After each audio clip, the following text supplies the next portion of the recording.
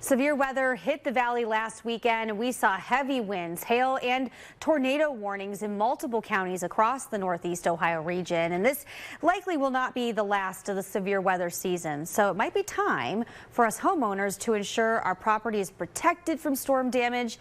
Insurance claims expert and CEO of Elite Resolutions, Perri, is joining us now to give us some tips on how you can keep your lost items and your damaged property protected from these severe storms. Thank you for taking the time. Thank you for having me, Lindsay. Yes, you know, these storms can be unpredictable in some cases, and they cause damage, especially when you least expect it on some places of your home. So what are some ways that you can prepare for this?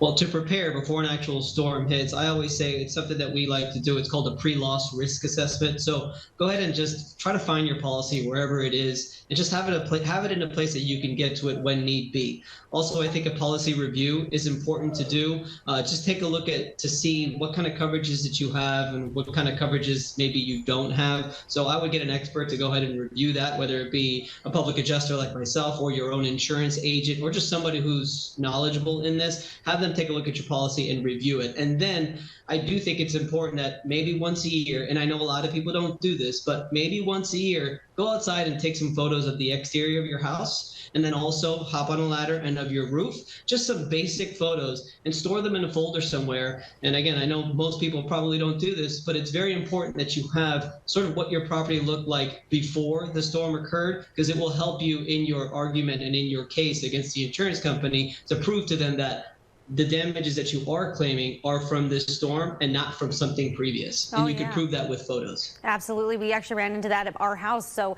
wish I had those photos. I wish I would have done that. What are some steps that you could take if you're ready to file a claim? Maybe get those photos organized, and then what else should you do? So there's a special thing in the policy a lot of people don't know. It's called the duties after the loss. And a lot of people don't know that they actually have specific duties written in the policy that a policyholder must do as soon as a claim occurs. And if you don't do one of these things, they can deny your claim. Even if it's a legitimate and obvious claim, they can deny it if you don't mitigate your damages, which means you need to protect your property from further damage, whether that's a minor repair or a tarp or some machines to dry out, whatever it is. You have to protect your property. The second thing you do is you need to keep all invoices, receipts, keep those stored away if you do some repairs or anything like that. If you are making a repair of some kind of damaged item, keep that item. Keep it someplace close so that you can show it to the insurance company. And then the last thing is notify the insurance company as soon as you can. Obviously, you need to do the repairs. You need to mitigate. Maybe you need to call a contractor. Maybe you need to call a public adjuster like myself to take a look at the damages.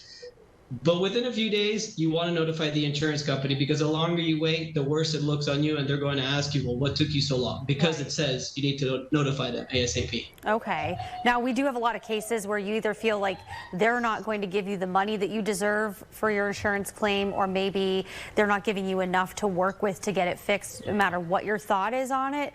Wondering, what can you do to fight back against the payout offer? Or do you have any options? Yeah, I mean, obviously, putting your own estimate together is very important. So having someone like myself or a contractor go out there, take a look at the damages, take a look at what it's going to cost to do the repairs, and then presenting that to the insurance company. And just because the insurance company sends you an estimate of what they think it's going to cost, they will send you a letter with that estimate that says, and with that check that says, this is just a preliminary evaluation. This is an undisputed payment.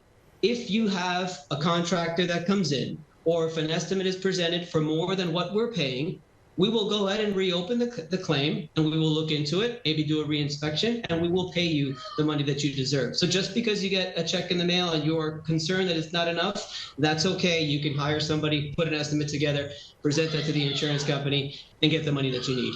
All right, wonderful advice. Thank you so much, Vince, for joining us. It's part of being a homeowner, but we have to be organized. Great to have some of your suggestions here. These are very helpful.